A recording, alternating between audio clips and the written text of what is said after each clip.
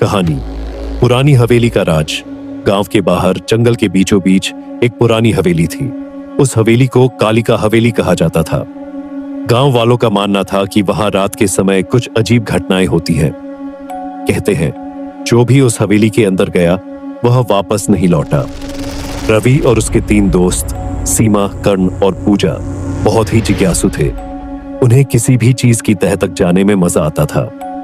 एक दिन रवि ने दोस्तों से कहा, हमें उस हवेली की सच्चाई पता करनी चाहिए, शायद यह सिर्फ अफवाह है। कर्ण डरते हुए बोला, लेकिन लोग कहते हैं कि वहां आत्माएं रहती हैं। सीमा ने हिम्मत दिखाते हुए कहा, अगर डर गए तो सच कैसे पता चलेगा, चलो आज रात वहां चलते हैं। आधी रात को चारों दोस्त टॉर्च और कैमरे लेकर हवेली पहुंचे।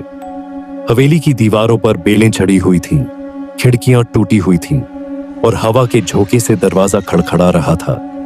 अंदर घुसते ही एक अजीब ठंडक का एहसास हुआ।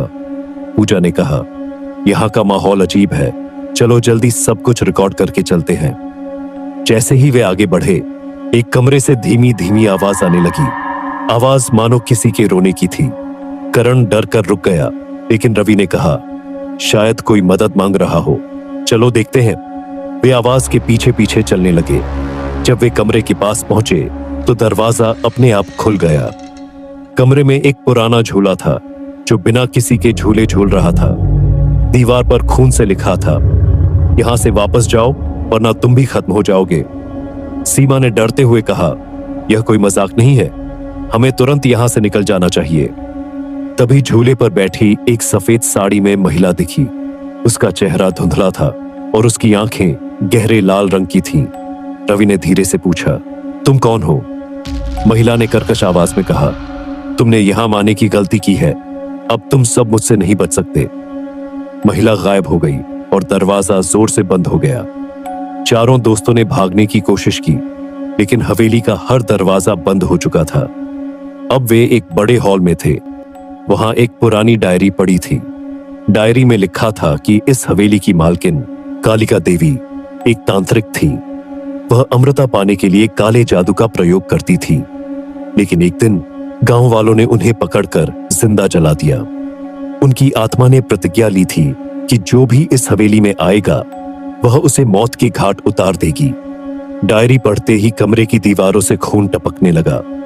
हवा में एक भयावह चीख गूंजने लगी। चारों ने मिलकर योजना बनाई कि उन्हें कालिका देवी की आत्मा को शांत करना होगा। डायरी में लिखा था कि उनकी आत्मा को तभी मुक्ति मिलेगी जब उनकी अधूरी अंतिम क्रिया पूरी की जाएगी। पूजा ने एक मंत्र पढ़ा जो डायरी में लिखा था। जैसे ही मंत्र पूरा हुआ, एक तेज रोशनी हुई और हवेली हिलने लगी।